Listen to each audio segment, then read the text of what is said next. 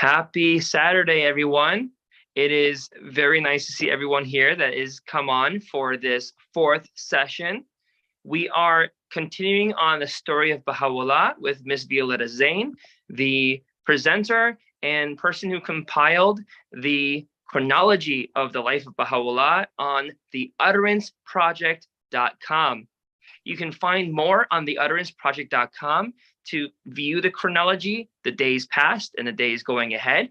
But we just want to invite you, as this is brought together by a collective effort, the Desert Rose Baha'i Institute, the Firm Foundation Academy Project, and the Clearwater Baha'is, together Violetta Zain, have come together to bring this presentation on YouTube, on Facebook. And we welcome you to please like, to share this, to subscribe, and more importantly, to help others get in touch with this amazing content. Violetta has taken a very long time as a labor of love to put this together, and the least that we're trying to do here is get people to see it, to connect with it, and hopefully build on it. Because every single time we're going forward, there's always something new we learn. And I promise you, as you probably, if you've heard of Bahá'u'lláh and you've learned about the life of Bahá'u'lláh, coming and seeing this, you're going to learn one or two things every session at least. It's amazing. And we thank Violetta for coming together with us to make this possible. So all of you on Zoom also making this possible, we appreciate you guys coming. And we also welcome you to share. You can go to the, again, utteranceproject.com, theutteranceproject.com, and you can also email Violetta directly for questions. It is violettaz@gmail.com. With that being said, we're ready to get started. We thank you all for joining us on this series, and we look forward to the culmination on August 25, 2023. All right, we're ready to go. Okay, so yesterday we ended on a dark note, and if you don't know what I'm speaking about, I'm going to have a very short recap of what we spoke about yesterday. Yesterday we looked at Baha'u'llah's imprisonment in the Siachal, his revelation and the birth of the Baha'i revelation. And we spoke about his first exile and how his first exile is very different from his other three exiles because it was necessary for him as the figurehead of the Babi movement to leave Iran after the attempted assassination on the Shah by three crazed Babis. We also looked at Baha'u'llah's journey, very, very difficult, near lethal journey through the frozen mountains to Iraq and the sufferings of his entire family. And we looked at the first year of Baha'u'lláh in Iraq, which had started quite well because the Babis had been without a leader for 3 years in Iraq. And when Baha'u'lláh came, his natural leadership and natural power and magnetism had drawn them to him. But then two evil people associated, Baha'u'llah's brother-in-law, half-brother, Mirza Yahya, and Sayyid Muhammad Isfahani, who was extremely jealous of Baha'u'lláh. And towards Baha'u'llah's last days in Baghdad, this first time around, which would have been sometime around March or April 1854, Baha'u'lláh was so sad that the limbs of his body trembled, and he would run out in the middle of the night in just his nightcap, and he would say 500 times to 1,000 times the remover of difficulties, and he would make reference to his disappearance. And shortly before the 10th of April 1854, there came a point when Baha'u'lláh could no longer stay in that toxic and divided atmosphere which Mirza Yahya and Sayyid Muhammad had crafted with their own evil hands. It is not our place to judge the manifestation of God, and a lot of people don't understand why Baha'u'lláh would leave his family with his young children, with his young wife in Baghdad and seclude himself in Kurdistan. It is not our place to place a judgment. We know from Baha'u'llah's own words that the reason that he left was because he would no longer wish to be a source of disunity within the Baha'i community, Mirza Yahya vying with him for leadership of the Babi community. Baha'u'lláh, as the second reason, also wanted to avoid hurting a single soul in the the storm of this division that was happening in Baghdad. His hope in his seclusion was that in his absence, the fires of jealousy and hatred would die down. Also, it is important to remember at the time that Baha'u'lláh left Baghdad, he had no intention to return. In his own words, our withdrawal contemplated no return, and our separation hoped for no reunion. There is another aspect in Baha'u'llah's seclusion that we must keep in mind.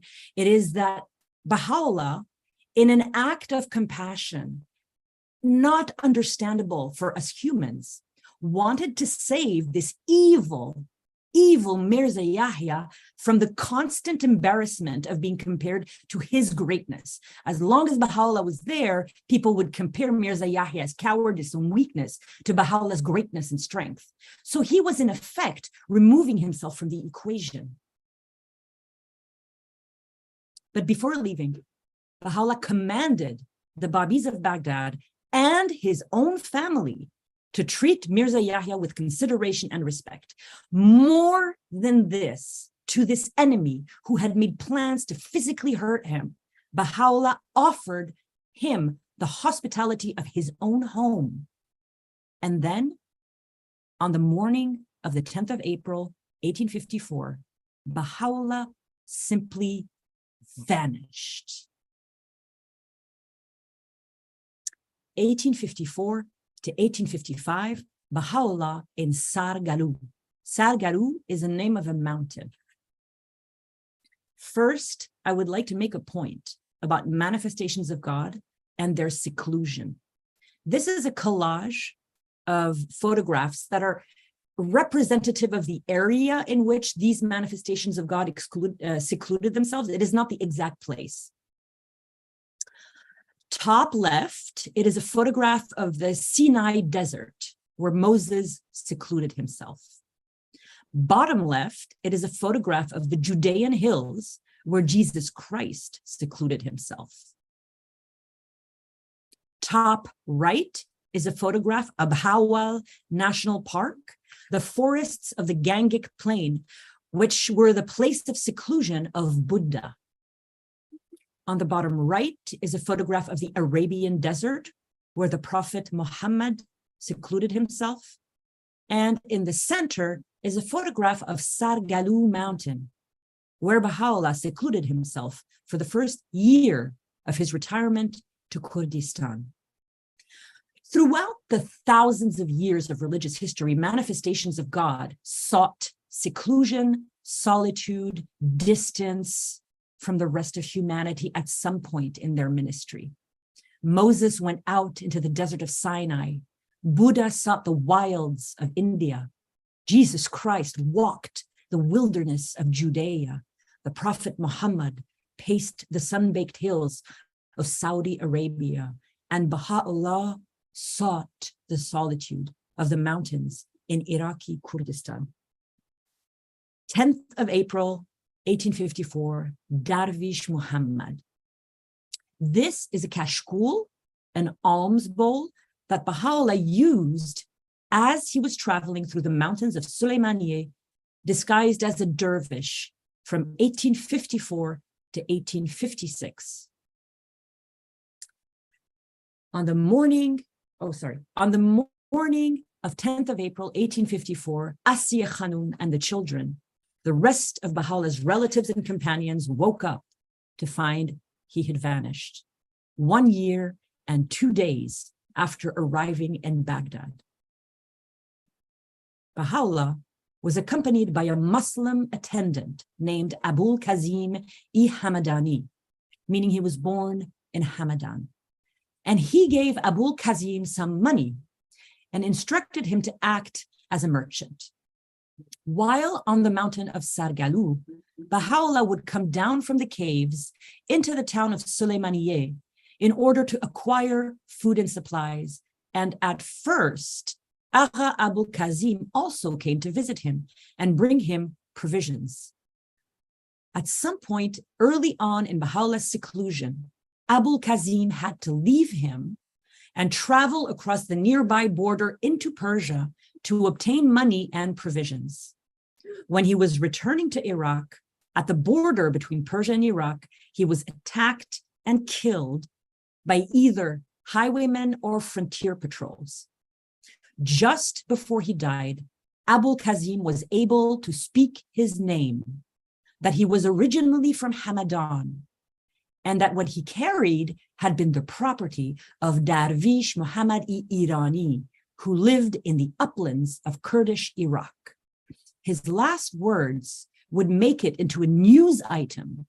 This news item would find its way to Baghdad and to the Persian consulate and would find its way under the eyes of Abdul Baha and Mirza Musa.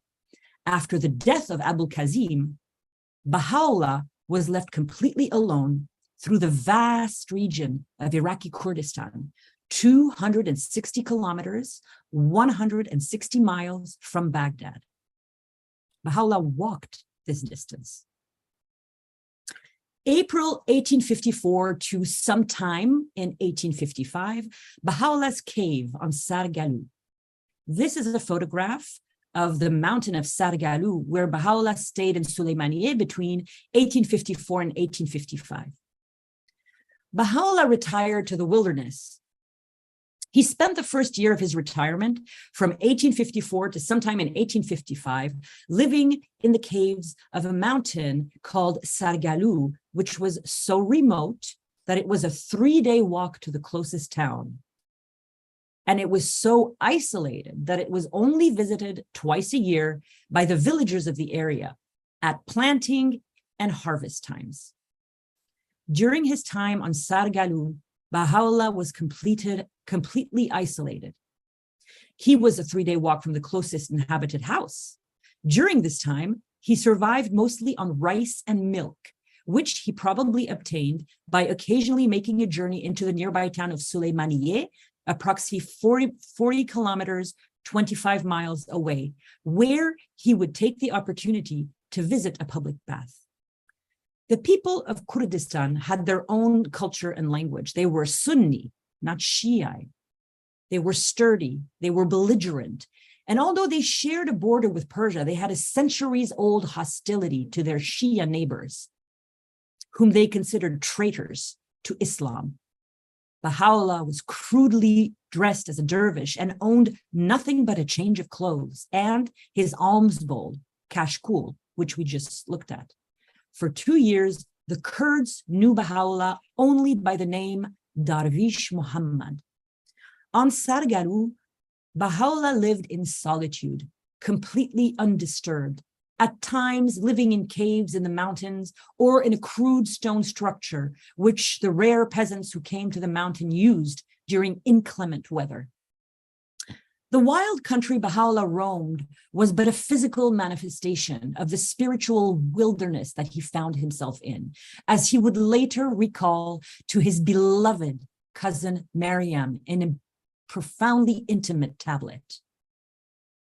I roamed the wilderness of resignation, traveling in such wise that in my exile, every eye wept sore over me, and all created things shared tears of blood because of my anguish. The birds of the air were my companions, and the beasts of the field my associates.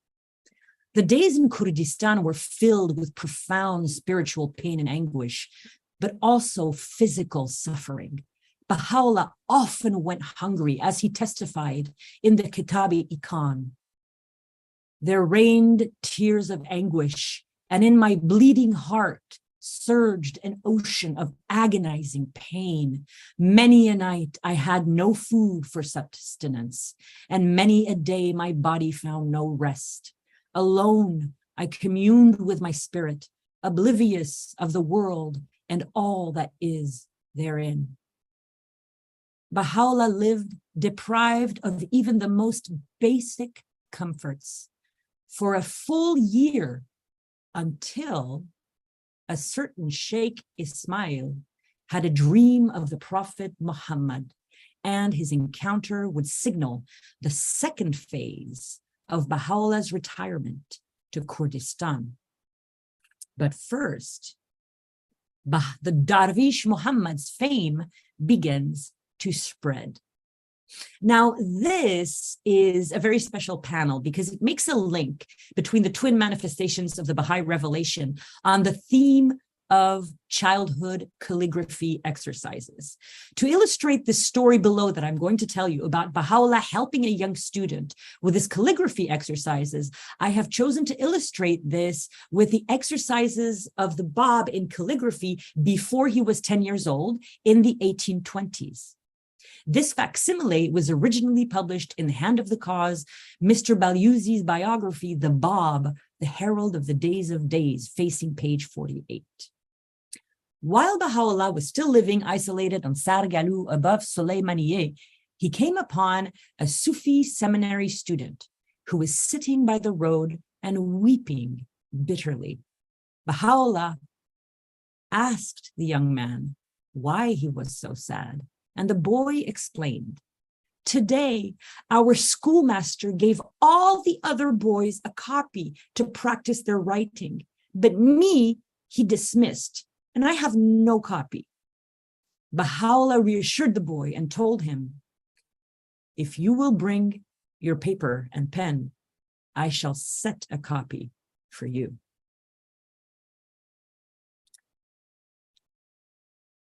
When the boy returned to his school and showed everyone Baha'u'llah's calligraphy, they were so astonished at the beauty and the perfection of it that news spread through Sulaimanier.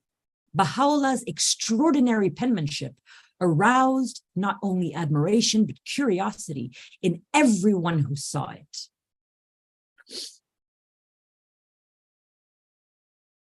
Before we leave Sargalu, I'd like to share with you the revelation of Baha'u'lláh during this first year in Sulaimanier. And this is an artistic reinterpretation of the cave for a story about revelation.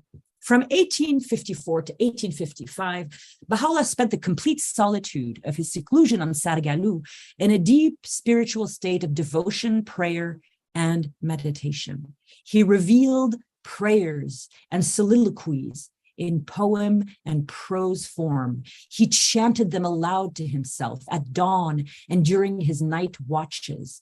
Baha'u'llah's revelation from that period is lost to us, with only the barren mountain and the birds of the air as its witnesses.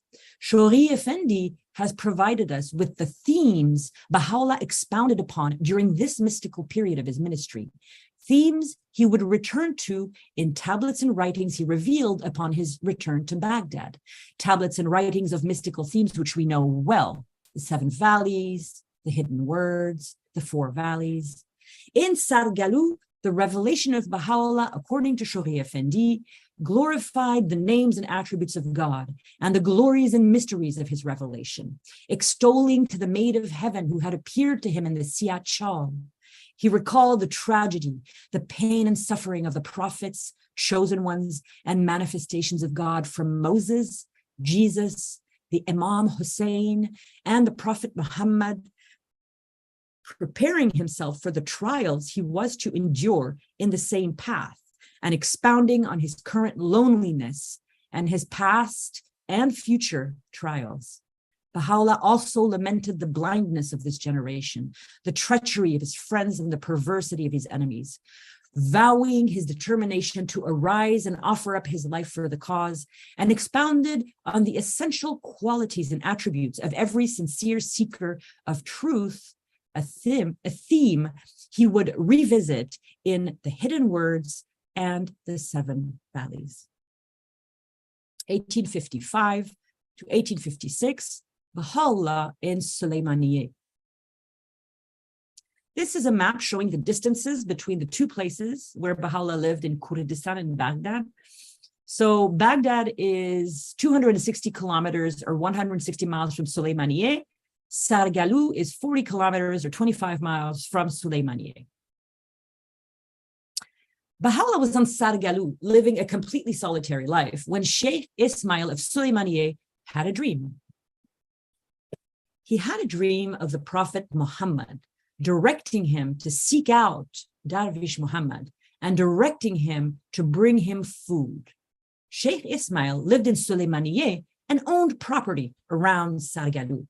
In Sulaimanier, he was the leader of the Khalidiyya order, a branch of the Sufi Naqshbandiya order of Sunni Islam. Sheikh Ismail visited Baha'u'lláh several times, reportedly requesting him to come and live in Sulaimanier until Baha'u'lláh finally consented, ending the first sequestered phase of his seclusion in Kurdistan and ushering in the second phase, a progressive return to society. In the time of Baha'u'lláh, Sulaimanier was a barren town of about 500 small, dilapidated houses, and its inhabitants were poor, nomadic Kurds. Built on the base of a barren mountain range rising above it, Sulaimanier was battered by constant hot winds in the summer months. When he first established his residency in Sulaimanier, Baha'u'lláh was so reserved and silent, the inhabitants had no reason to consider him other than the traveling Persian dervish he claimed to be. And he was lodged in the local Taqiyya, the Sufi Theological Seminary.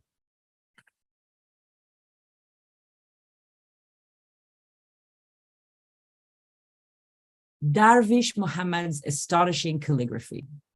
This is an illuminated tablet in the beautiful and elegant calligraphy of Baha'u'lláh. In Sulaimanier, Baha'u'lláh lived in the Taqiyya of the Maulana Khalid, a renowned Sufi theological seminary home to illustrious Sunni theologists.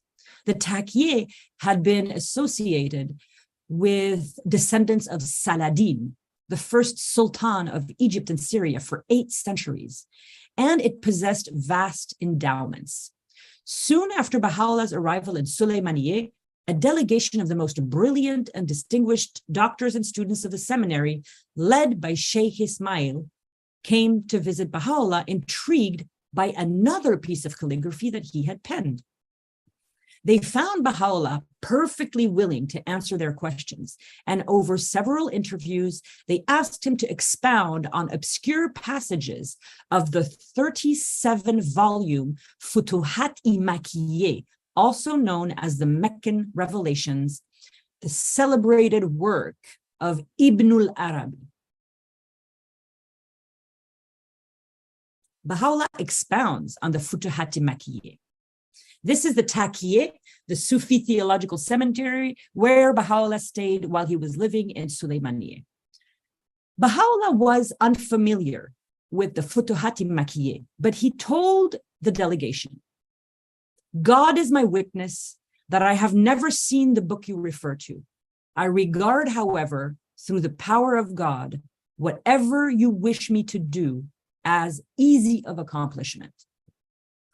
Each day, a page of the Futuhat-i Makkiyya was read aloud to Baha'u'lláh, after which he would answer their questions. The assembled scholars were astounded. Baha'u'lláh did not simply clarify obscure mystical passages, but rather he would interpret Ibn al-Arabi's mind, expound on his doctrine, and explain the intent behind his words. At times, Baha'u'lláh would question the validity of some of Ibn al-Arabi's arguments, reframing them with proofs that completely convinced his learned and astonished audience. The scholars were spellbound, amazed at the depth of Baha'u'llah's insight and the breadth of his understanding. They asked him to do something no one had ever done before. This is Revelation in Sulaimanier, Qatsiye-i Varqaye, the Ode of the Dove. This is just a dove perching on just as a piece of art. What the scholars in Sulaimanier requested from Baha'u'lláh that no one had ever done before was for him to compose an entirely new poem, but in the same rhythm and in the same meter as Ibn-i Farid's 12th century masterpiece, Qadsiye-i-Tayyeh, unanimously considered for 7 centuries to be the greatest achievement in Arabic literature. Ibn-i Farid's triumph, Qadsiye-i-Tayyeh, was a 760-verse poem in Arabic in the Tawil meter, side-by-side couplets rhyming in T, 10 times the length of any other poem of the same style. Qadsiye-i-Tayyeh was an entirely new form of literature. It was part poem, part treatise, and all at once, lyrical, dramatic, narrative, and didactic. The learned doctors and students of Sulaimanier begged Bahá'u'lláh to do the impossible. No one, this is a quote, no one among the mystics, the wise and the learned, has hitherto proved himself capable of writing a poem in a rhyme and meter identical with that of the longer of the 2 odes entitled Qadsiye-i-Tayyeh, composed by Ibn Farid. We beg you to write for us a poem in that same meter and rhyme. Bahá'u'lláh exceeded their expectations.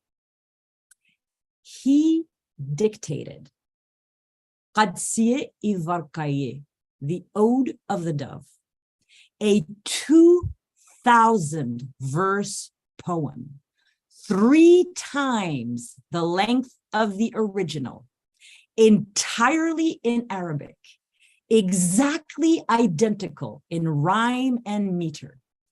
In the end, Bahá'u'lláh only allowed the Sufis of the Kurds of Sulaimanier to keep 127 verses of that 2,000-verse poem. He estimated that the subject matter was so mystical, it was too premature for humanity.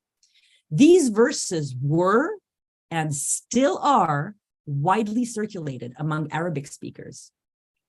The Qadsiye-i-Varqaye, like the Rashi Amma, praises the Maid of Heaven, Huri Ilahi, the embodiment of the Holy Spirit, personifying the Great Spirit of God and the primal will of God.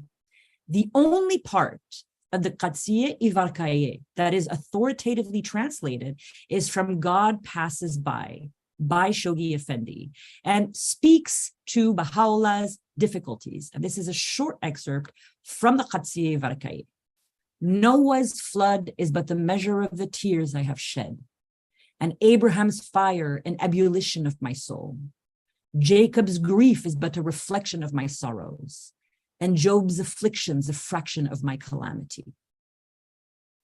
Not only did Baha'u'lláh reveal a poem 3 times longer than the original, but he rewrote grammar rules, embedded multiple mystical and theological allusions within each couplet, and imbued the poem with a messianic theme to which he would add footnotes upon his return to Baghdad.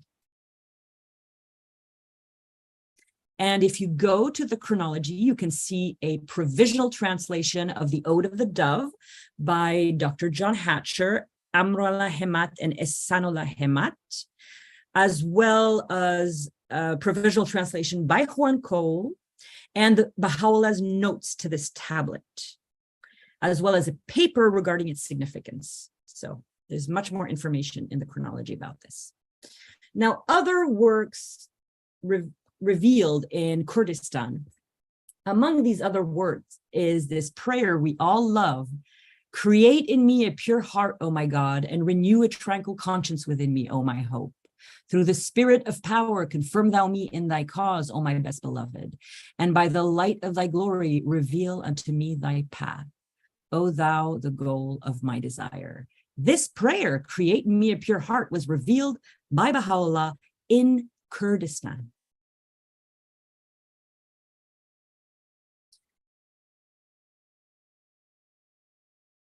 Abdul Baha was 10 when his father returned, 12 when his father returned. And when he read this prayer for the first time upon his father's return from Kurdistan, he wept openly. Another work that is dated to Baha'u'llah's time in Kurdistan is a mystical poem called Saki az Ghaib Baka, the cup bearer from the eternal unseen. It's a soul-stirring ode expressing Baha'u'llah's longing for the day when he can at last unveil his glory to the world. And there is another brief poem called Baz Avibidi Jami, at dawn the friend came to my bed. And it is mixed Arabic and Persian, and it is on the theme of divine love, immortal life, and Baha'u'llah's longing to offer up his life in the path of God. 1855, 1856, leaving Kurdistan. Baha'u'lláh and the three Sufi leaders. This is a modern photograph showing this is a modern photograph showing the view of the countryside right outside of Sulaimanier. Baha'u'llah's live revelation of the Qadsiye-i-Rakaiye was an astonishing event. After this feat, his fame spread far and wide in the region, and Baha'u'llah piqued the interest of all the learned Muslims who lived in the area. Ulamas, sheikhs, and princes who were in Sulaimanier and Kirkuk for seminaries followed Baha'u'llah's activities. He soon became the focal point for those hungry for knowledge, and for true enlightenment. Baha'u'llah appeared among them day after day, answering their many questions on obscure and confusing aspects of theology with clarity and eloquence. Soon, the people of Kurdistan were totally magnetized by the love of Baha'u'llah. Shortly after arriving in Sulaimanier, Baha'u'llah had won over the hearts of important and powerful men, and those of three regional Sufi leaders. Sheikh Uthman, who was the leader of the Naqshbandiya Sufi order, to which belonged the Ottoman Sultan, meaning the ruler of the Ottoman Empire. Another sheikh was Sheikh Abdur Rahman, who was the leader of the Qadriya Sufi order, numbering no less than 100,000 faithful followers. And it was in response to his questions that Baha'u'llah would later reveal the four valleys. And the last sheikh was Sheikh Ismail, who we've already met, who went to get Baha'u'llah in Sargalu. He was the leader of the Khalidiyya Sufi order. Baha'u'llah's legacy to the people of Sulaimanier.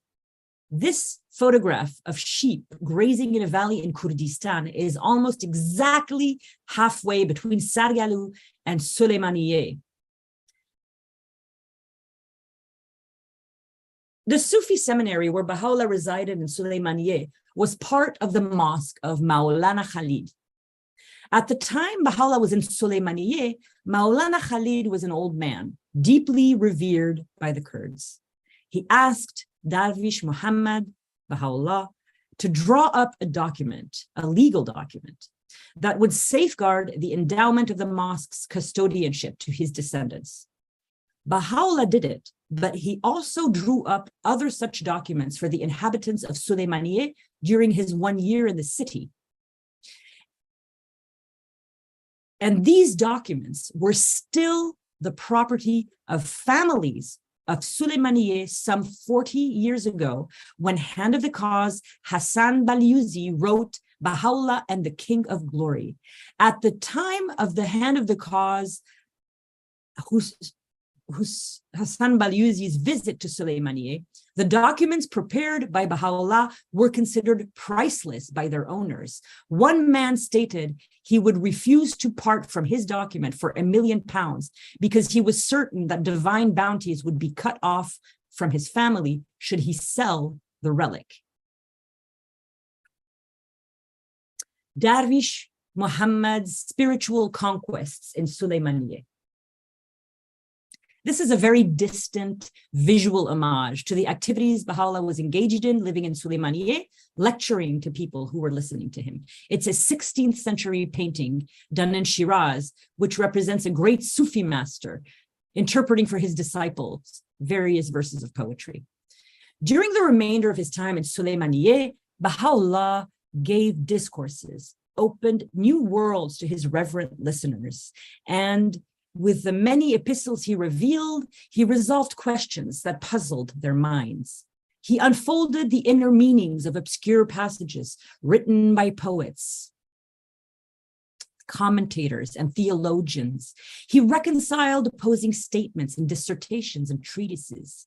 Baha'u'lláh conquered many hearts of many of those he met: Kurds, Arabs, Persians, literate, illiterate, highborn or lowborn, young and old.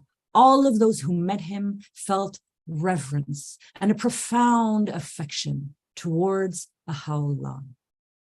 Baha'u'lláh grew so much in their estimation that the people of Sulaimaniye began speculating on his station, perhaps knowing in a spiritual sense that he was not a mere man like them. To some, Baha'u'lláh was one of the Rijatul Ghaib, men of the unseen, a Sufi belief based on hadiths stating that some people walk among humans with the knowledge of God. To others, Baha'u'lláh was a master of alchemy and divination. Others called him a pivot of the universe, and some were convinced he was a prophet of God. Getting closer.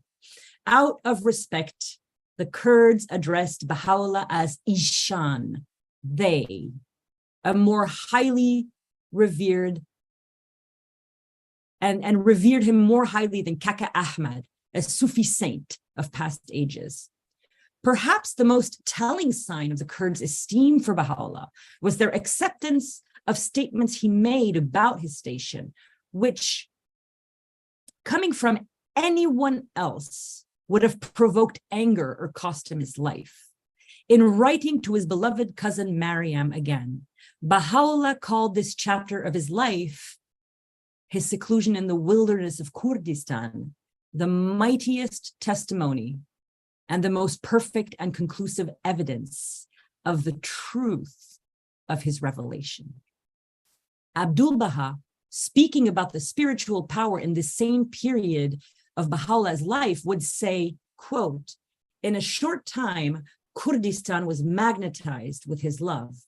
During this period, Baha'u'lláh lived in poverty. His garments were those of the poor and needy. His food was that of the indigent and lowly. An atmosphere of majesty haloed him. As the sun at midday, everywhere he was greatly revered and loved." According to Shohei Effendi, Kurdistan was the place where Baha'u'lláh, the supreme manifestation of God, had laid the foundations of his future greatness. After his departure, Sargalu, where Baha'u'lláh had spent the first year of his seclusion, was held to be a sacred and holy place for the people of Sulaimaniye. And now we come back to a story which I alluded to at the beginning.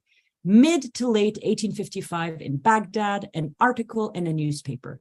This is a photograph of Baghdad from the 1950s, 1970s. By late 1855, the fame of Darvish Muhammad had spread to Baghdad, 300 kilometers, 185 miles to the south.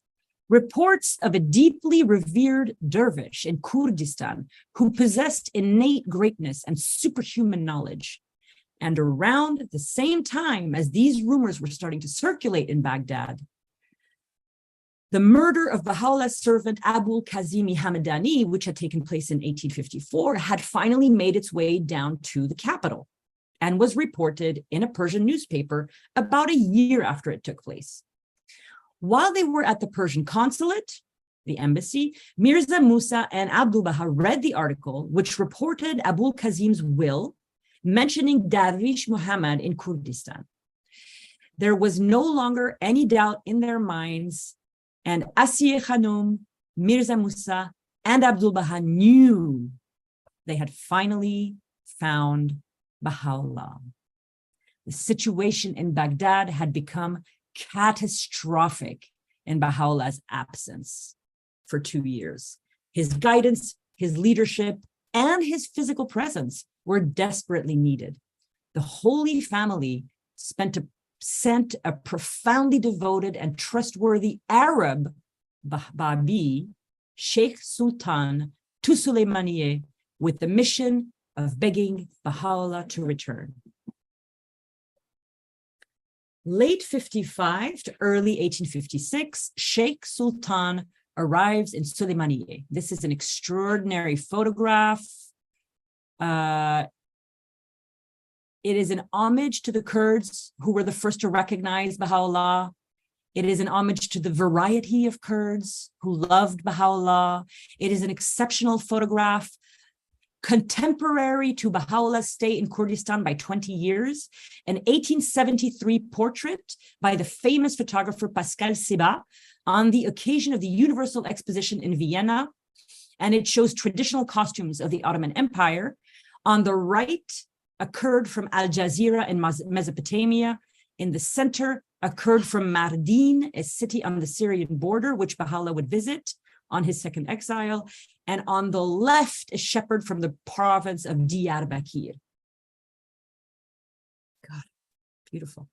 Sheikh Sultan-i Karbilai from Karbala was descended from some of the most eminent ulamas. He had been not only a loyal disciple, but an intimate friend of Sayyid Kazim, and he had met the Bab in Shiraz and had been converted to the Babi faith by none other than Tahiri. Sheikh Sultan and his attendant Javad the Hattab, woodcutter, traveled from Baghdad to Kurdistan for 2 months before finding Baha'u'lláh in Sulaimanier. Sheikh Sultan's mission was to convince Baha'u'lláh to return to Baghdad and to deliver letters and messages from believers who were all begging him to come back. When Sheikh Sultan arrived in Sulaimanier, Baha'u'lláh was still living in the Theological Seminary, and Sheikh Sultan found himself at a quandary. He was in a very delicate situation. You see, Baha'u'lláh was so revered and so adored in Sulaimanier that Sheikh Sultan feared that the townspeople might murder him if they found out he was here to take him away from them. So Sheikh Sultan proceeded with great caution and immense wisdom, and he did not speak openly about Baha'u'lláh returning to Baghdad. Instead, he delivered the letters and petitions he had been entrusted with, all of which urgently beseeched Baha'u'lláh to put an end to his seclusion. And some were written by his own family, including Abdu'l-Baha, devotedly attached to his father. Baha'u'llah's 2-year absence had left an irreplaceable void in the leadership of the Babi community. And you may fall out of your chairs, but even Mirza Yahya wrote to Baha'u'lláh, insistently begging him to return to Baghdad.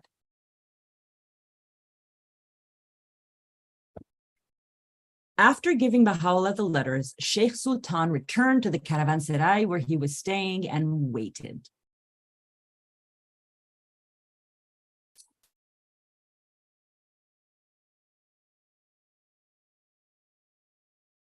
Baha'u'lláh called on Sheikh Sultan at his caravanserai, initially unwilling to leave Sulaimanier.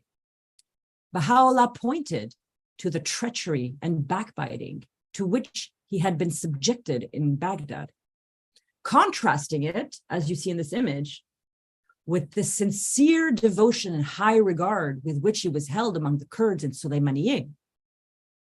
Sheikh Sultan and Javad, the woodcutter, said that if Baha'u'lláh was staying in Sulaimanier, they would also settle in town. And they added, before long, many other Babis will do the same thing. That was a wise thing to say, and Baha'u'lláh agreed that it was time to end his 2-year seclusion. When Baha'u'lláh had left Baghdad, it had been to avoid being the cause of further discord and disunity to the community.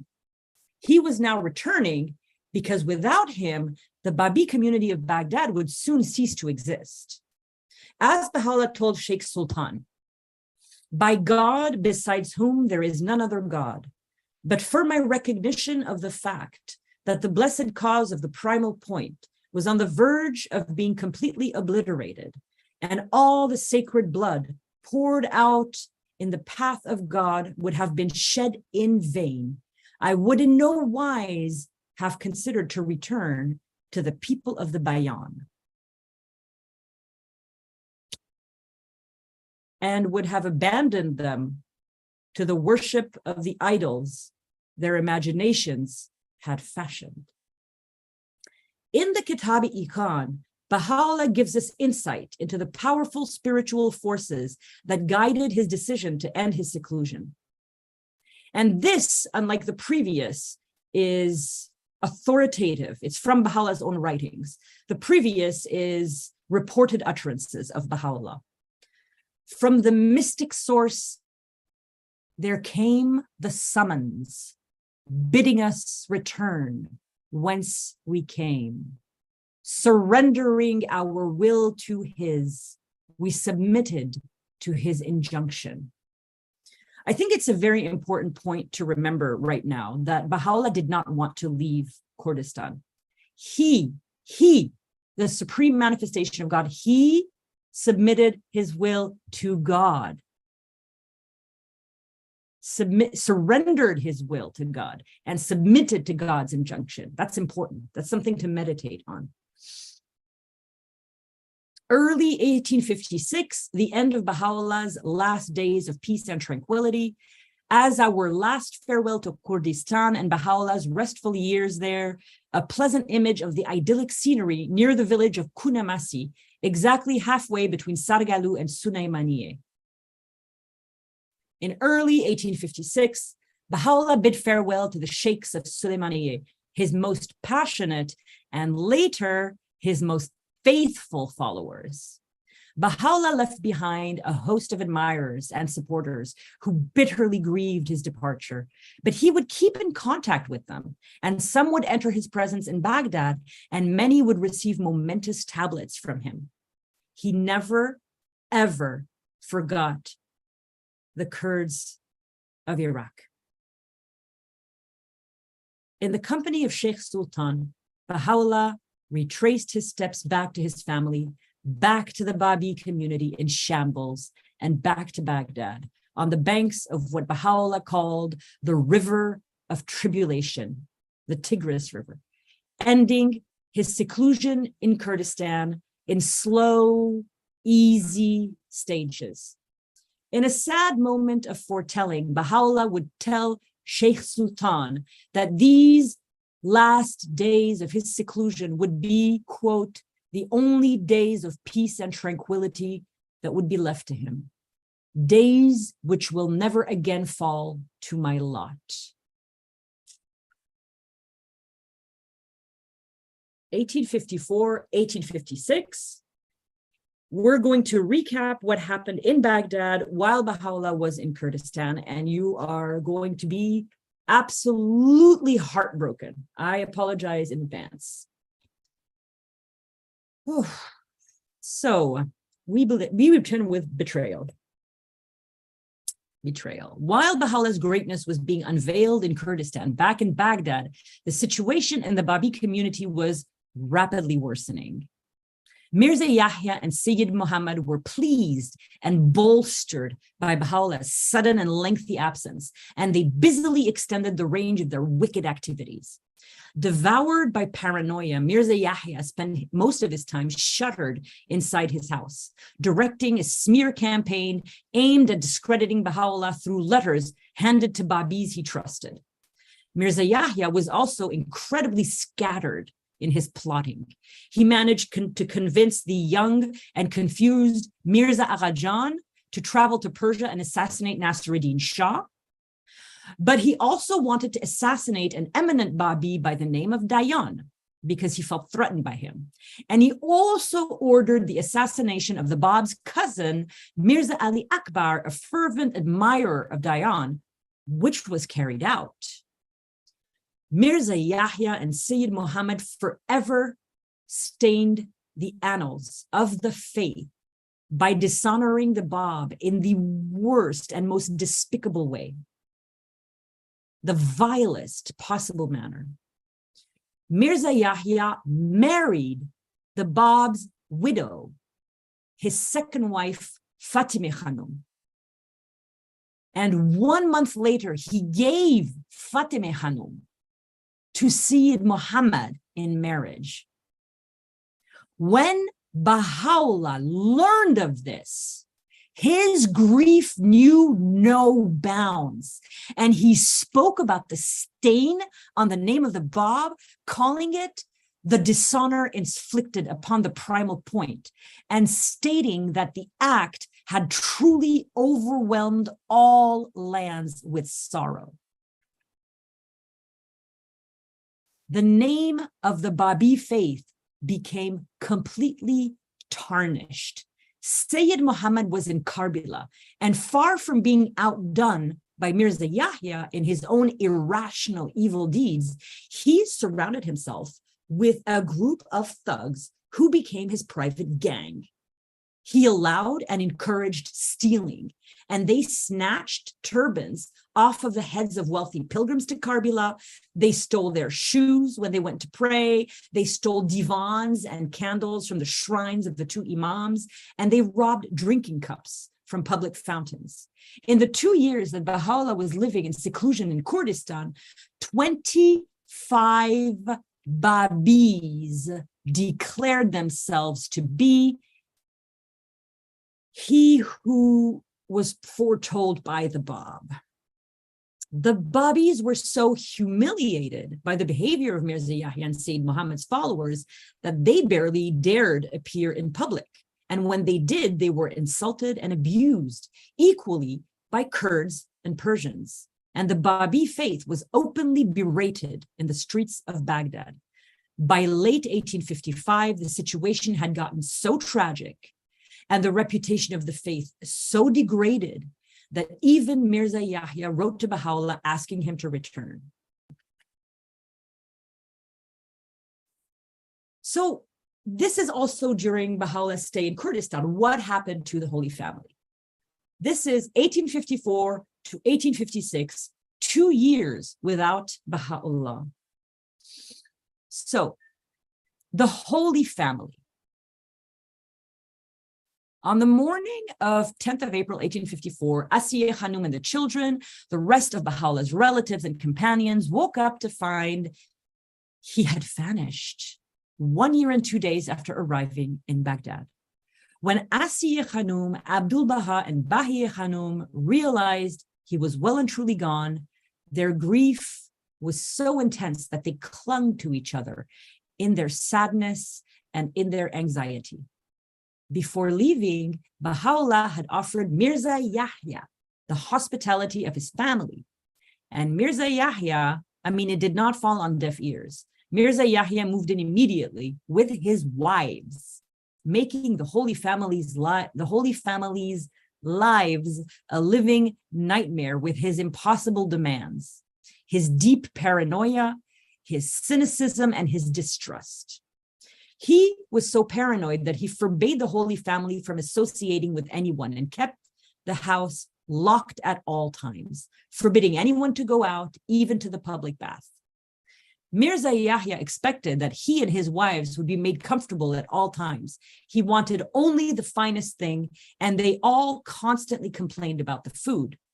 The Holy Family bore this burden patiently and tolerated Mirza Yahya's tyrannical demands out of love for Baha'u'lláh and because he had asked them to, for reasons and out of a wisdom inscrutable to all save him. 1854 to 1856, Asiye Khanum. Between 1854 and 1856, Asiye Khanum was managing a household which included the tyrannical Mirza Yahya, his several wives. She was raising 3 children, Abdul Baha, and Bahiyyah Khanum, 10 and 8, and her 1-year-old baby, Ali Muhammad. What little we know of Asiya Khanum's sufferings occurring during Baha'u'llah's seclusion comes from the untranslated 25 December 1939 letter, which Shoghi Effendi wrote on the occasion, in Persian, to the friends in Iran, on the occasion of laying her remains to rest on Mount Carmel. Asiya Khanum endured 2 years of blame, criticism, and slander by envious Babis. She suffered humiliation, cruelties, and transgressions at the hands of the stirrers of mischief, and she also suffered the loss of her baby. 1854-1856, the death of Ali Muhammad. Ali Muhammad, the precious son of Asiya Khanum, and that she had carried during their 3 months frozen journey from Persia, was born a few months after their arrival, sometime in July 1853. Sometime between 1854 and 1856, while Baha'u'lláh was in Sulaimanier, Ali Muhammad became seriously ill. Consumed by paranoia, Mirza Yahya would not allow a doctor or a neighbor to come and help Asiya Khanum. And Ali Muhammad passed away. His death broke Asiya Khanum's already grieving heart. She had lost her 7-year-old son, also named Ali Muhammad, while Baha'u'lláh was in Karbala, and now Ali Muhammad had died while he was in Sulaimaniye. She was alone to bear this. Mirza Yahya would not allow Ali Muhammad a proper burial, refusing to allow anyone to enter to prepare the baby's body for funeral. And the child of Baha'u'lláh, the supreme manifestation of God, was given to an anonymous, unknown person to bury. The family never found out where Ali Muhammad was laid to rest.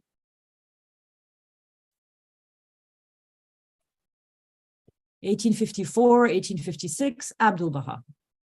Abdul Baha had recognized Baha'u'lláh as a manifestation of God, recognizing the full glory of his father's unrevealed station before Baha'u'llah's departure from Baghdad. That recognition had prompted Abdul Baha, still a young child, to throw himself at Baha'u'llah's feet and spontaneously implore for the privilege of laying down his life for Baha'u'llah's sake.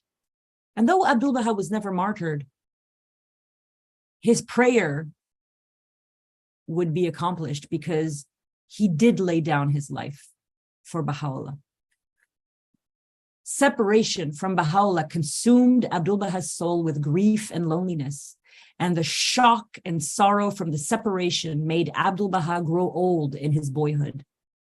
Abdul Baha occupied his time during Baha'u'llah's absence by copying the Bab's tablets, helping his mother as much as possible, and spending time with his uncle Mirza Musa, who took him to Babi meetings where Abdul Baha spoke with marvelous eloquence despite being only 11 and 12 years old. 1854-1856, Bahiyyah Khanum. Bahiyyah Khanum was 8 when Baha'u'lláh left for Kurdistan and 10 when he returned. During those 2 years, she helped Asiya Khanum with household chores. Her work significantly increased when Mirza Yahya and his wives moved in. One of her more arduous tasks was drawing water from the well with a bucket at the end of a long rope. And in her memoirs, Bahiyyah Khanum recalled that Mirza Yahya never once offered to help her. Bahiyyah Khanum lived these 2 years of Baha'u'llah's absence in utter loneliness. Abdul Baha, as a young boy, was allowed to leave the house with Mirza Musa, but she was a girl, and she did not have the same freedoms.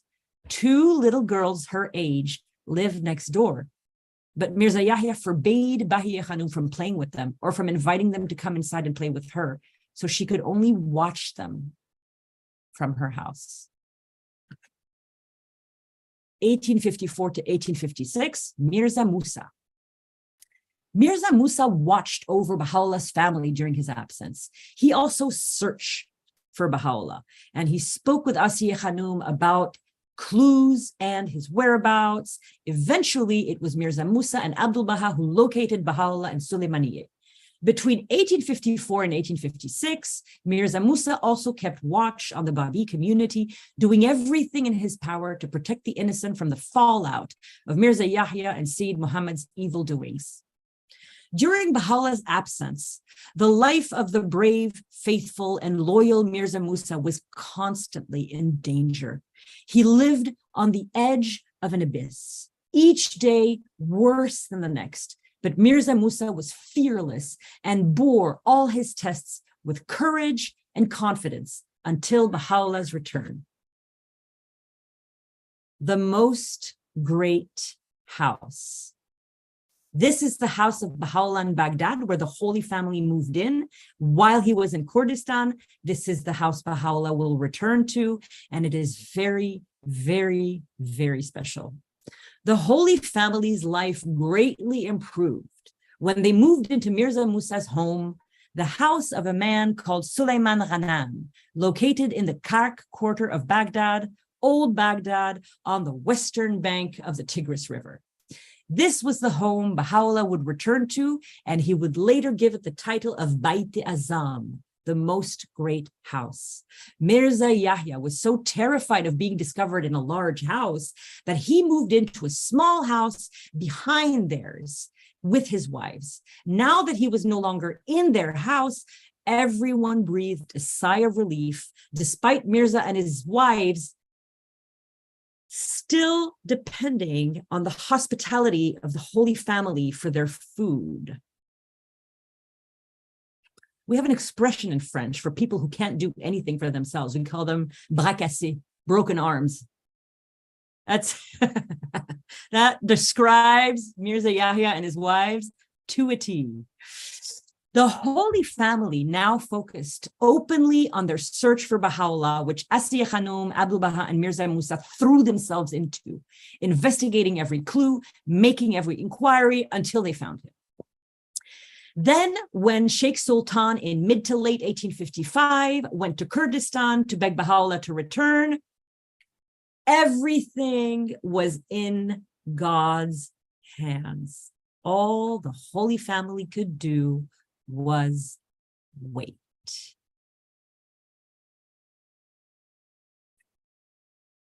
Now, time for part 4.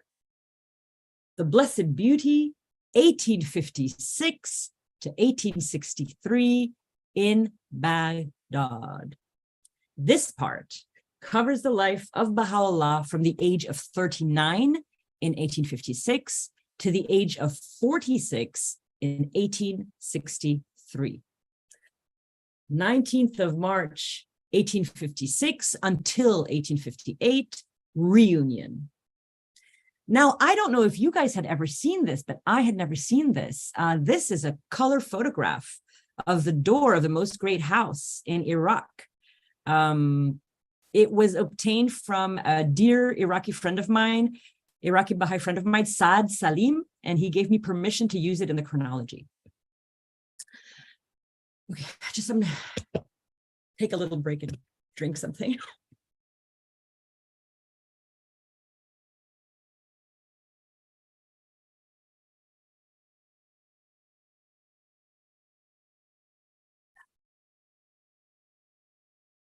Okay. From the moment Sheikh Sultan had left on his mission to find Baha'u'lláh in Kurdistan, the Holy Family had begun to regain hope of seeing Baha'u'lláh again. Asiya Khanum made a coat for her beloved husband out of a precious red cloth called tirmi, which she had especially set aside from her marriage treasures for that purpose. On the 19th of March, 1856, Asiya Khanum, Abdul Baha, and Bahiya Khanum sat breathlessly as they heard a step. Although outwardly he looked like a dervish, they instantly recognized Bahá'u'lláh. The moment they had impatiently awaited for 2 long years was finally there. The entire family was submerged in an ocean of joy. The children clung to their father, Abdul Baha holding Bahá'u'llah's hand tightly as if he never intended to let him out of his sight again. It was a deeply happy and touching scene. Asiye Khanum, kind and gentle, ecstatic. Abdul Baha, enveloped in Darvish Muhammad's coarse clothes. Baha'u'llah's wife and children never tired of his stories from Sargalu and Sulaimanier. He described for them the simple foods he ate, the coarse bread, a little cheese, and a rare treat when he could have it, a type of rice pudding that he would cook himself with rice and a tiny bit of sugar cooked in milk. Baha'u'lláh recounted the story of the young boy weeping bitterly over his calligraphy exercises, how his penmanship had caught the attention of the Kurds, how he retreated further into the caves, moving from place to place when people tried to pry him out of his solitude. And he told them he had left Mirza Musa's name with the Kurdish friends in Sulaimanier, telling them they would always be able to find him in Baghdad if they spoke his brother's name. He never forgot the Kurds of Iraq. After Baha'u'llah's return, joy followed joy. First, Mirza Musa married the daughter of the local Iraqi Babi who had gone and brought Baha'u'llah back, Sheikh Sultan. In 1858, another cause of joy was that after a 5-year absence, the family was reunited with Mirza Mehdi, who was now almost 10 years old. But while the family of Baha'u'lláh experienced great happiness during this time, Baha'u'lláh returned to find a Babi community in shambles. His work of spiritual regeneration awaited. 19th of March, 1856, the situation of the Babi community. After his 2-year absence, Baha'u'lláh found the Baghdad Babi community in shambles, destroyed by Mirza Yahya and Sayyid Muhammad's 2 years of ravages, and irrelevant in the larger community. No one spoke of the Babis. It was as they were dead. The faith was dead. Baha'u'lláh stated, "We found no more than a handful of souls, faint and dispirited, nay, utterly lost and dead. The cause of God has ceased to be on anyone's lips, nor was any heart receptive to its message." The situation broke Baha'u'llah's heart, and at first he refused to leave the most great house, except occasionally to meet his friends in Baghdad and Kazimine. Shortly after the 19th of March, 1856, Dayan is assassinated. Dayan, whose name means one who rewards, was a peerless Babi, praised not only by the Bab, but by Baha'u'lláh as point of the Bayan, repository of the knowledge of God, third letter to believe in him whom God shall make manifest, the repository of the trust of the one true God, the treasury of the pearls of his knowledge, and the one to whom the Bab had taught the hidden and secret and the hidden and preserved knowledge. In a very momentary moment of confusion, Dayan was one of the 25 Babis who put forth a short-lived claim to be him whom God shall make manifest. But he immediately renounced all his claims after meeting Baha'u'lláh in Baghdad, following his return from Kurdistan. Mirza Yahya nonetheless felt so threatened by Dayan that he ordered his assassination. After a meeting with Baha'u'lláh in Baghdad, Dayan was murdered by a man named Mirza Muhammad in Kazmine, and Dayan's martyrdom filled Baha'u'lláh with an immeasurable sadness. Now, Baha'u'lláh was also reunited with the Babi community of Baghdad, of which there are several people whom you know well. I'm going to go left to right, top to bottom. I'm just going to tell you their names. Well, I'll tell you who they are, so you get a little idea of who was in this this community in Baghdad. Get to know them a little bit by face. These are the only ones I could find pictures for. Mirza Musa, surnamed Akai Kalim, the brother of Baha'u'lláh and apostle of Baha'u'lláh. Mirza Muhammad Kuli, youngest half-brother of Baha'u'lláh. Mullah Muhammad Zarandi, Nabili Azam, historian, poet laureate, and apostle of Baha'u'lláh, and author of the Dawnbreakers. Mirza Aghajan, amanuensis, scribe of Baha'u'lláh for 40 years. Muhammad Mustafa al-Baghdadi from Baghdad, prominent Iraqi Babi and apostle of Baha'u'lláh. Mullah Zainul Abidin, surnamed Zainul Mugharabin, noted scribe and apostle of Baha'u'lláh. Also, Mullah Muhammadi Kaini, surnamed Nabili Akbar, erudite teacher and apostle of Baha'u'lláh. Mullah Muhammad Irizai, Muhammad Abadi, outstanding heroic exponent of the faith. Haji Sayyid Javadi Karbilai, one of the mirrors of the Babi dispensation and an outstanding follower of Baha'u'lláh. And with my favorite beard, Ustad Muhammad Ali Salmani, the barber, who wrote his memoirs about his time with Baha'u'lláh in Tehran, in Iran and Turkey. He was Baha'u'llah's barber. That book is a gem. You have to read that book. It's so beautiful. I have so many wonderful stories in this chronology that I took from that book.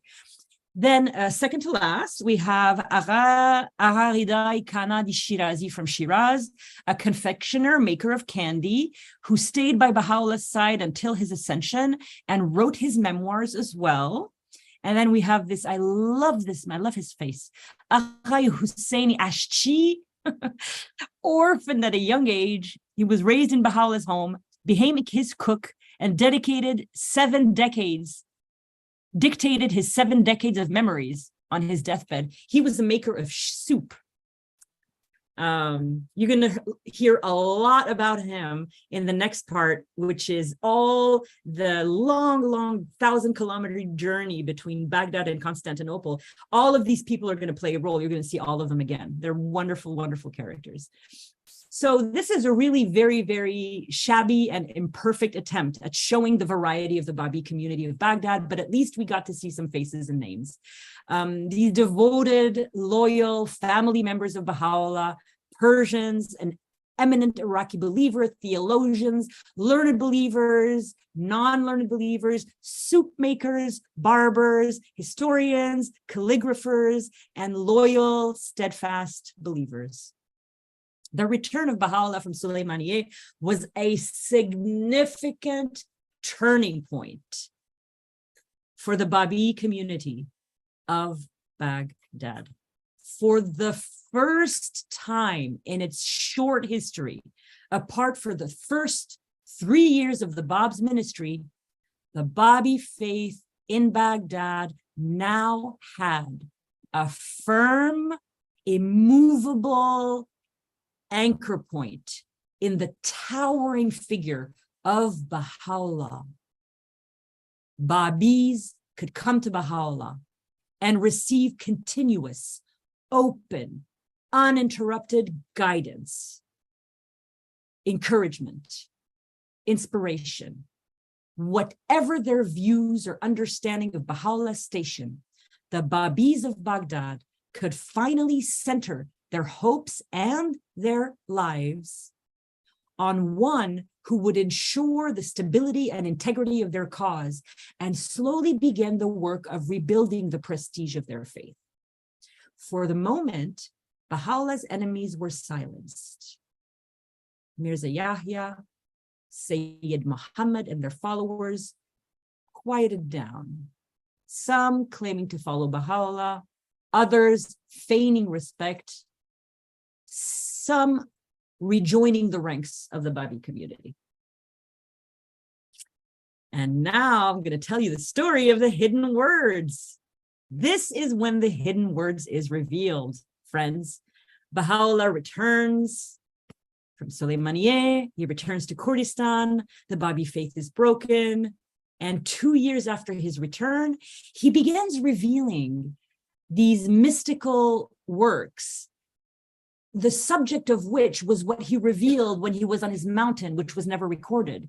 So we get a sense of the type of things that he was revealing to the birds and to the beasts and to the grass and to the air and to the mountains in the hidden words, in the seven valleys. You know, there is that very specific, there's a special savor to the hidden words, a special sweetness to the seven valleys. And we can now think of those as like the mirror of what we lost from his revelation on that mountain, you know? So this is actually the banks of the river Tigris. And this is where a large part of the hidden words were revealed as Baha'u'lláh was pacing. I'm going to tell you this whole story, but then this, oh yeah, that's fine. There's a hidden word, but it's fine. We're not sure when, approximately 1 or 2 years after his return to Baghdad, Baha'u'lláh released his first major work. So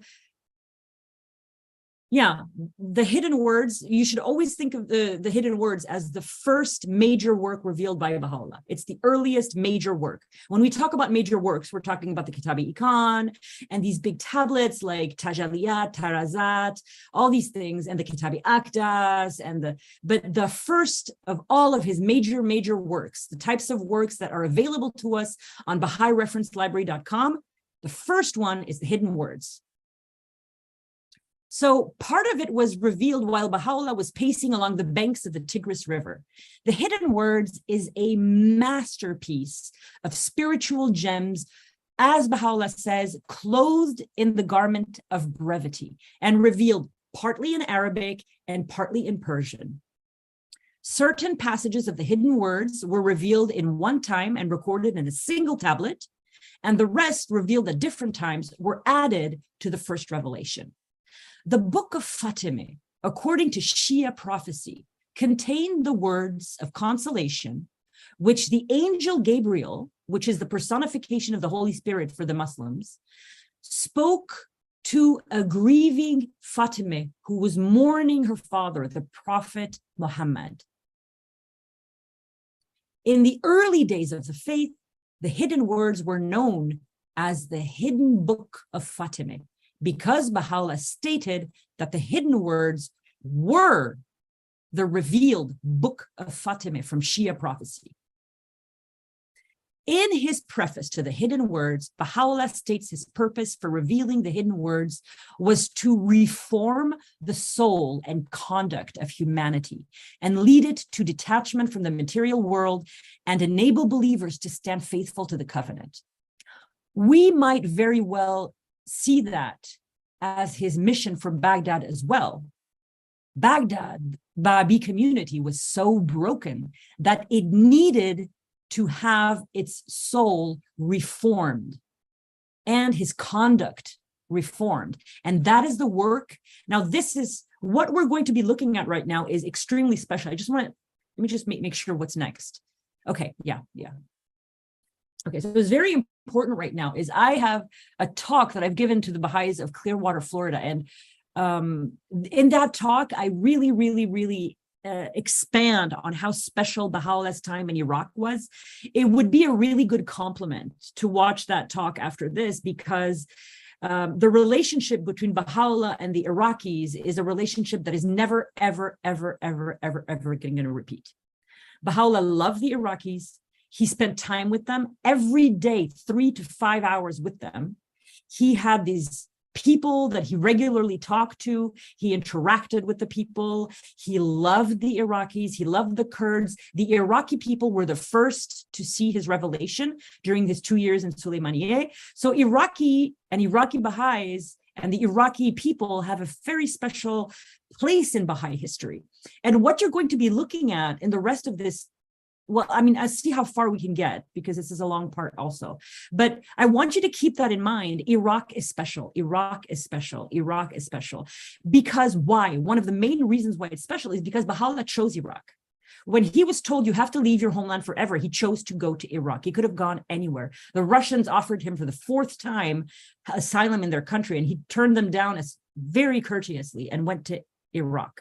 His first exile was warranted maybe not justified, but warranted, because Babis had tried to kill the Shah, and he was a very prominent Babi.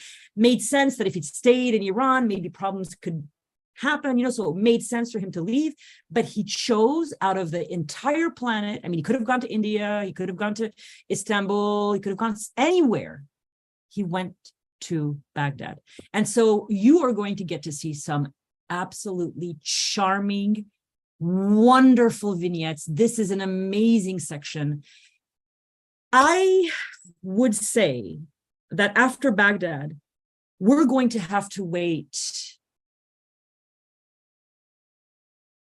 14 years for Bahá'u'lláh to be happy again.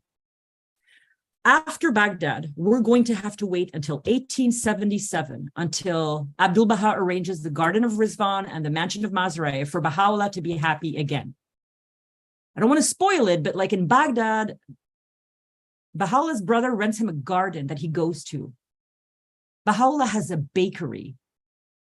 Bahá'u'lláh does community activities. He teaches for 6 hours a day or 4 hours a day, every single day in the cafes. He walks the street. When he goes to Istanbul, he does not walk the streets. He does not go to cafes. When he goes to Edirne, he does not walk the streets. He does not go to cafes. He does not teach the faith to non-Baha'is. When he goes to Akka, he does not walk the streets. He does not go to cafes. He does not interact with people. In Baghdad, he does all of those things for the very last time in his life. So let's get started with Baghdad, my favorite part of Baha'u'llah's life. I love this part. 1856 to 1863, vignettes of Baha'u'llah's life in Baghdad. You are in for a treat.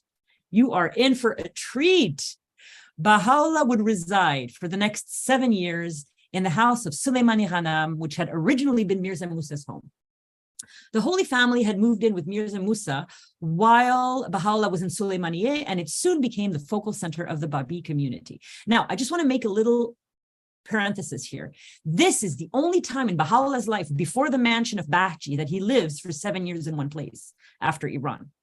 He's going to move twice in Constantinople. He's going to move 6 times in Edirne. He's going to move 8 times in Akka. Here, Baha'u'lláh has the same forwarding address for 7 years. He's going to stay in the Holy House. And the Holy House is a place of pilgrimage. It is one of the only places of pilgrimage that Baha'u'lláh stipulated.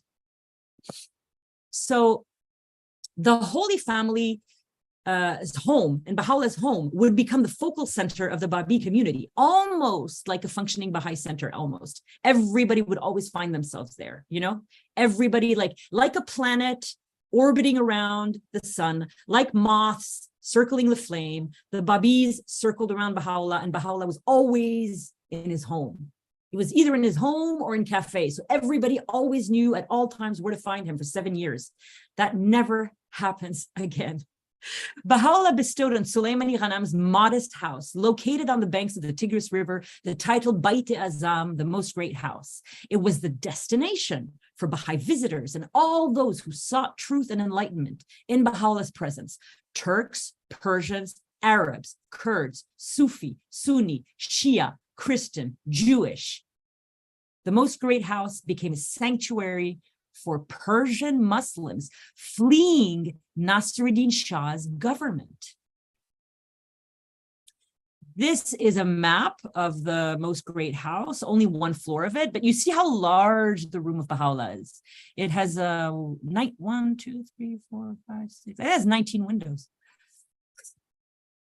In Persian homes, the house was usually divided in 2 parts, usually built around a garden. The Andarun was the women's side of the house. It was the private side of the house. It was off limits to visitors. Women could take their veil off, and their husbands could see them without their veils, but no stranger was ever allowed in the Andarun. The Biruni was the men's side of the house. This was the public facing side of the house. This is where messages were received. This is where receptions were held. This is where guests were entertained. This is the Biruni of the most great house was a neat and tidy, low-roofed room with a single couch made from palm branches on which Baha'u'lláh would sit. The Biruni was constructed by a builder from Kashan by the name Ustad Ismail Bana. In the morning, Baha'u'lláh would have his morning tea with his family in the Andarun, the private women's part of the house. Then he would leave for the Biruni, the external side of the house, the men's part of the house, the outward facing part of the house, where he received visitors for about a half an hour in the mornings before heading to a coffee house. When he returned from the coffee house in the afternoons, Baha'u'lláh would either go to the Andarun with his family or come to the Biruni, where the believers gathered daily to spend time together until 2 hours after sunset, when they each regained their homes. So sometimes these believers, they just came. Like in a center, I'm telling you, they came in the Biruni and they spent time together from after work until 2 hours past sunset. And once in a while, Baha'u'lláh would show up and spend time with them. That never happens. One of Baha'u'llah's visitors, a prince from Kazimine, declared to his friends that he planned on building a duplicate of Baha'u'llah's Biruni in his own home.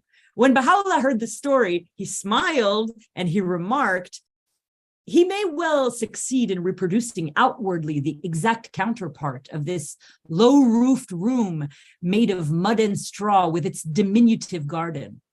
But what of his ability to open onto it the spiritual doors leading to the hidden words of God?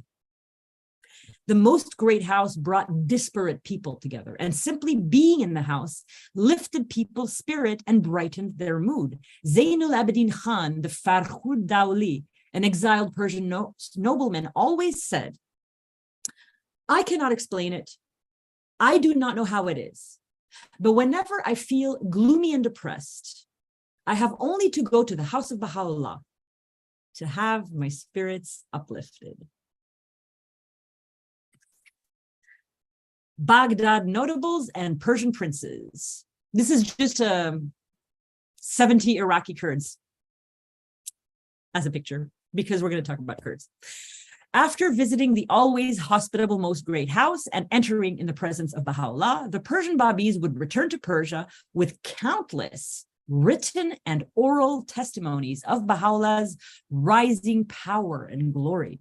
Among the most noteworthy visitors and disciples who associated with Baha'u'lláh during his years in Baghdad were 4 of the Bab's cousins: his maternal uncle, Haji Mirza Sayyid Muhammad, Princess Shamsi Jihan, the granddaughter of Fateh Ali Shah, Nabil, the king and the beloved of martyrs, the father of Munir Khanum, Abdul Baha's future wife, and Zainul Mugharrabin, a highly esteemed mujtahid. Many notables of Baghdad reverentially attended Baha'u'lláh and his Biruni, including celebrated ulamas, well-known calligraphers, famous pashas and their viziers, the controller of customs, government officials. All of these people were not Babis, but they were faithful visitors, and they spread abroad the praises of Baha'u'lláh. And Baha'u'llah's fame grew to the point where new arrivals to Baghdad were soon just pulled in almost magnetically into the circle of Baha'u'llah's acquaintances. In the 19th century, Oriental courts in cities like Tehran, Baghdad, Istanbul were a veritable snake pit. Malcontents and intrigue lovers each had their own sort of axe to grind. And while Baha'u'lláh was kind and welcoming to all, he did not tolerate scheming. And at times, Baha'u'lláh even refused to meet certain individuals and harshly condemned brash and politically ambitious visitors who tried to gain his support and the backing of the Babi community for their causes, because you have to understand at this point in Baghdad, Baha'u'lláh was a figure, like a public figure, you know? I mean, all of these people that are around him, right? They're so important, they're so influential. And some people who have an agenda, they would try to lobby Baha'u'lláh to get him to support their thing. And like, you know, and this is something that was absolutely, and so you see here, this is one of those important things that I forgot to mention earlier, but I want you, as I'm telling you these stories about Baghdad, I want you to think about how Baha'u'lláh is transforming a Babi community into a Baha'i community. And this is the principle of non-involvement in politics. Okay, so this is our first clue right here. And the other part of the Babi community that is becoming a Baha'i community is that it is actually a community, because the Babi faith was, there were some strong Babi communities, but they didn't have long before they started being murdered in 1849 and in 1852, you know? So now that these waves and waves and waves of martyrdom and persecutions and uprisings and all of these killings are gone, you see that the Babi community is starting to establish itself and is starting to have routines. Like they're meeting in Baha'u'llah's house and they're being educated by Bahá'u'lláh. But because of the ministry of the Bab was so tumultuous, there was never any time for the paint to dry. You know, during the Babi dispensation, the Babi dispensation was all about preparing for him whom God shall make manifest. Now you have him whom God shall make manifest in the same home for 7 years. You have him teaching the faith publicly in cafes in the streets. You have him surrounded by Babis and non-Babis. You have him educating people. You have him not letting people talk about politics in his Biruni.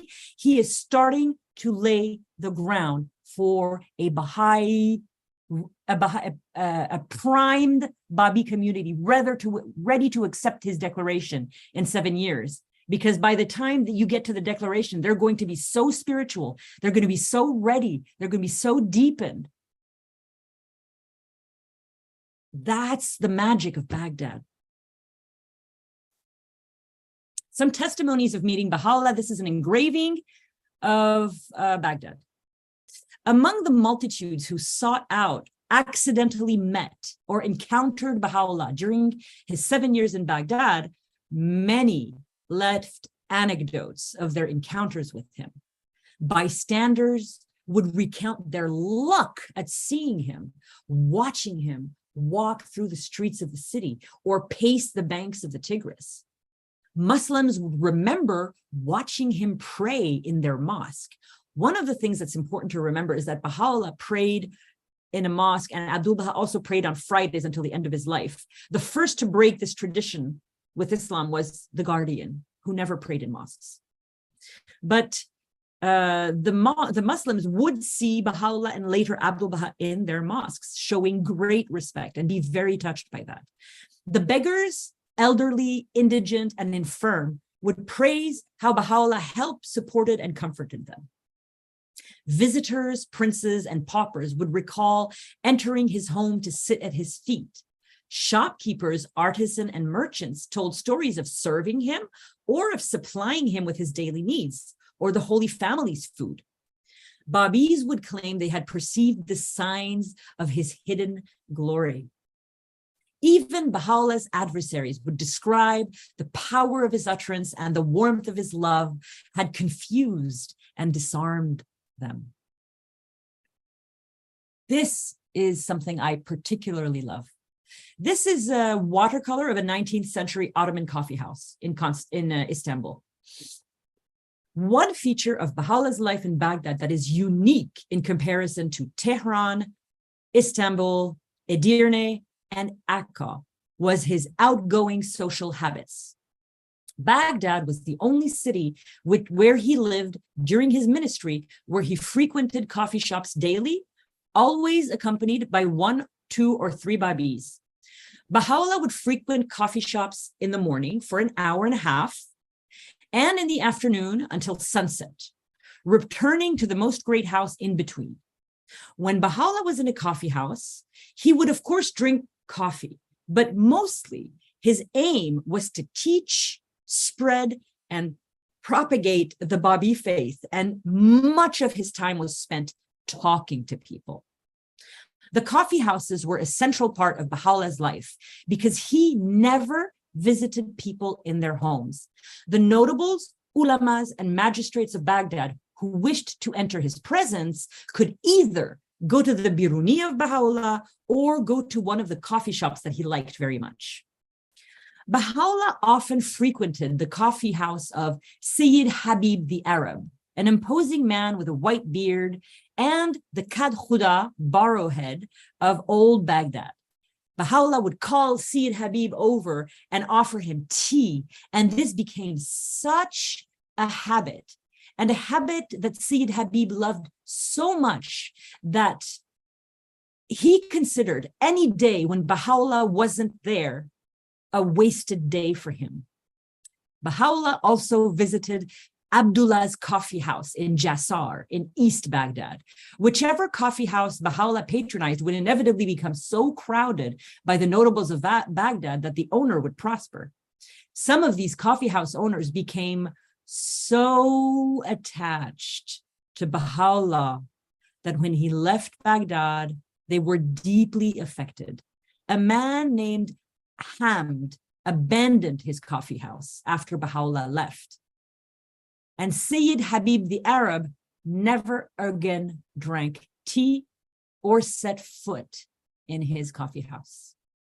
You see the bonds of love that Bahá'u'lláh created with the people in Baghdad? So Bahá'u'lláh speaks of the station of Abdul Baha. This is a detail of the minaret of the Kumari Mosque near the Most Great House, where this story takes place. One day, when Bahá'u'lláh visited the Mosque of Kumari near the Most Great House on the banks of the river Tigris, the Imam Abdus Salam Effendi asked Bahá'u'lláh where he was from. And Bahá'u'lláh replied, "My dwelling place is called Amma." Now, Rashi Amma is that poem that Bahá'u'lláh revealed in the Siyat Chal. And Amma is a very specific type of cloud, thin, visible, and disappearing all at once. And in Persian mysticism, it's used as a term often to describe universal reality. So the Imam just asked, what kind of city is it? A very simple question. I mean, it's very cute. He didn't know. So Bahá'u'lláh described his fictional home as a perennially sunlit place with a moon wreathed in light, bright shining stars, flowing streams, fruitful trees, flowers always in bloom. The Imam was enchanted. He said he'd never heard of such a place, but he would love to live in Amma as well. He was a very simple man, and he had taken the story very literally. But after this, he often came to seek Baha'u'llah's presence. Abdus Salam Effendi was knowledgeable and a good teacher, and Baha'u'lláh arranged for him to discuss academic questions with Abdul Baha, then a teenager, on some mornings and some afternoons. One day, Abdus Salam Effendi remarked to Baha'u'lláh that he had taught students for over 30 years, but often he had to refer back to the books. And he noticed that Abdul Baha, Baha'u'llah's accomplished child, as he described him, was capable of giving him explanations that just simply never occurred to him. Baha'u'llah's response to Abdus Salam Effendi is wonderful and historic, because I think it is our first record of Baha'u'lláh expounding on the powers of Abdul Baha at length and hinting at Abdul Baha's station when Abdul Baha was just a teenager. And so he replied to the very observant Imam, "The essence of the most great branch is indicative of the essence of God. The most great branch effortlessly comprehends scientific matters and perceives realities which others are incapable of fathoming, even as the Bab, with only a few pages of practice, was able to produce such exquisite handwriting. And although he spent no more than a few days in school, prolific was the divine knowledge which flowed from his heart. In the same way, as soon as some aspect of knowledge comes to the attention of the most great branch, he comprehends it to a degree that no scholar, no however competent, can ever match." And this is my favorite story in the entire chronology. All the people living in the neighborhood of the Most Great House received gifts from Baha'u'lláh, particularly the poor, the disabled, and the orphans. Whenever Baha'u'lláh walked in his neighborhood and came upon someone needy, he showered his bounties upon them. There was an old woman, around 80 years old, who lived in a ruined house. Every day, Around the time when Abdul Baha would go to the coffee house, she would go and she would be waiting for him by the road, same time every day. And every single day, Baha'u'lláh would stop and inquire about her health and give her money. And she would kiss his hands. She wanted to kiss his face, but she was too short. So Baha'u'lláh would bend down so she could reach him and kiss his face. Baha'u'lláh would say, "She knows that I like her. That is why she likes me." No, she loves you because you're Baha'u'lláh. When Baha'u'lláh left Baghdad, he made arrangements so that the old woman would receive a daily allowance until she died.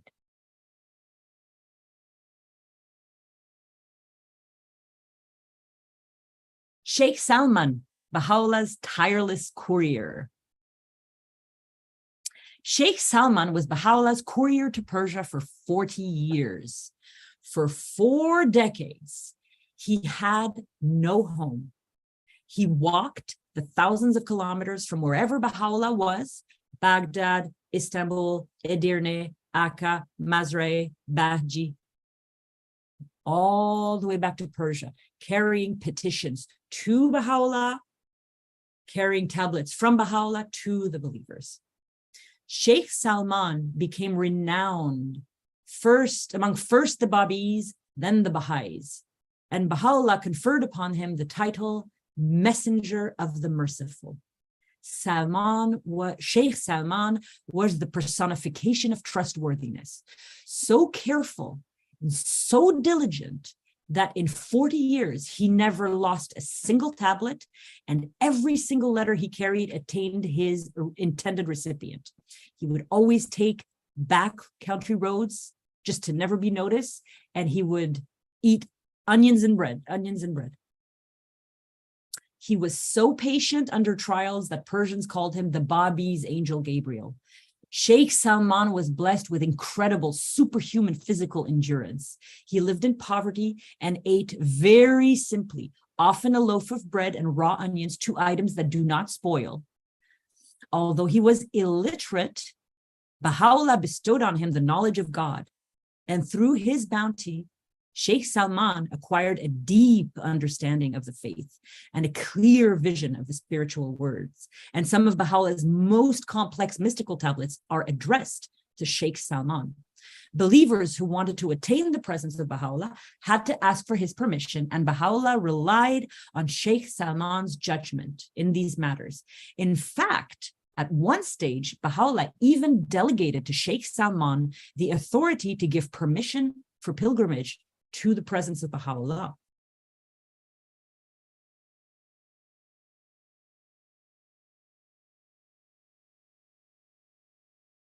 Kazimain al-Khadimiyya, Baha'u'lláh visits the shrine of the 2 Kazims. This is 1861. This is actually an engraving that was made while Baha'u'lláh was living there. Love that. Abdur Rahman, the coppersmith, was born in Kashan and became a Babi at a very young age in the very early days of the faith. He dedicated his life to the cause and left Kashan for Baghdad to meet Baha'u'lláh. Abdur Rahman was blessed to spend time in Baha'u'llah's company, and as they set out together, many a time together, always on foot to the twin shrines in Kazimain, some 7 kilometers, 4.3 miles from old Baghdad. This is very, very, very important section here on the relationship between Baha'u'lláh and the mother of the Bab. These are just 3 relics that were closely associated with the important women in his lives. So there's his childhood calligraphy that's associated with his mother, and then there is the marriage certificate, which is associated to his wife, and then there is, what is the left one? Left source, right. It was, this is the first letter to the Bab to his wife from Khadija Begum when he was on pilgrimage, when he was in Bushir before his departure. So 12 years after the Bab's declaration and 6 years after his martyrdom, his beloved mother, with whom he had enjoyed an extraordinarily close bond, since childhood, she still had not recognized his station as a manifestation of God. After he was martyred, Fatimeh Begum's family, the Bab's mother's family, was so cruel to her and so spiteful and so hostile that it was too much for her to bear, and she left Shiraz for Najaf, which was around 145 kilometers, 90 miles from Baghdad in 1854. So when Bahá'u'lláh returned from Sulaimanier in March 1856, he sent two very devoted Babis, Haji Sayyid Javadi Karbilai, we saw his picture earlier, and the wife of Abdul Majid Shirazi, who had both been very, very close with Fatimeh Begum in Shiraz during the lifetime of the Bab. And they were very well acquainted with her. So he sent them to her so they would teach her about the Babi faith and enable her to recognize her son's station as a manifestation of God. But the most insurmountable obstacle for Fatimeh Begum was in acknowledging the Babi faith and recognizing her son's station was the fact that Mirza Yahya and Sayyid Muhammad had both married the widow of the Bab, Fatimeh Khanum. It was very, very, very, very hard for her to let go of that insult to her, the memory of her son. And in a tablet, Bahá'u'lláh stated, Fatimeh Begum had asked, how could the people convinced of his claim to be the Qa'im, those who have given their allegiance to him, dishonor his wife?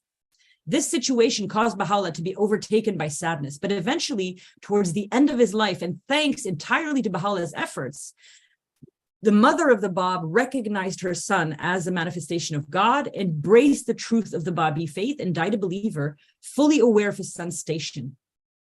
And the Bab had addressed to her an injunction in the Qayyumul Asma on the day of his in the first 40 days of his declaration. He had addressed his mother in the Qayyumul Asma and said, recognize then the station of thy son, who is none other than the mighty word of God.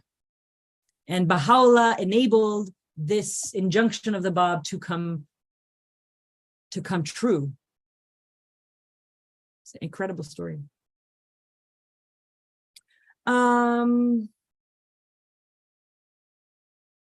Give me a minute to look and see a little bit about. I think we're going to have to stop here for tonight. Yeah, we have to. Okay, I'm going to explain to you why we're going to stop here for the night, because the next section is spiritual transformation, which is going to lead into Baha'u'llah's influence, which grows, which is going to lead in opposition, which is going to lead into the last years of Baghdad, which is going to lead to the revelation. So I can't dissociate any of these. We're going to have to do all of those tomorrow. And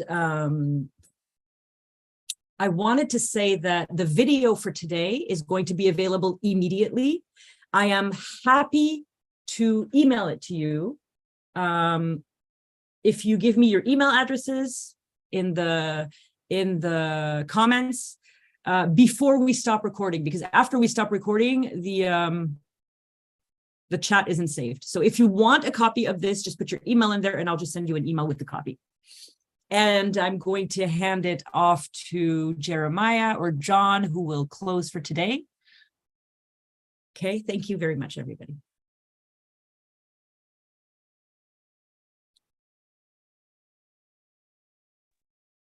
Hello. So sorry about that. So again, we appreciate everyone for coming out and for joining us on this Zoom. If you want to join the Zoom yourself, then go to clearwaterbahais.org, and if you scroll down to the bottom of the page, you'll see several series of presentations that we've put together, upcoming, and that you can register for. And this one is included there as well. So it has all the information needed on that webpage to join. And that's it. And just be sure to share this however you're viewing it, whether you're viewing it on YouTube, Facebook, or directly in the Zoom. All right. Thank you. And thank you to Desert Rose and Firm Foundation, Desert Rose Baha'i Institute, Firm Foundation Academy, and Clearwater Baha'is for organizing this. This is so much fun. I absolutely love seeing you every day like this, and I'm going to be very sad when it's over, but I have good news. We're going to be doing the life of Abdul Baha in September, from September 22nd to September 30th, I think. Yeah, so we won't be apart for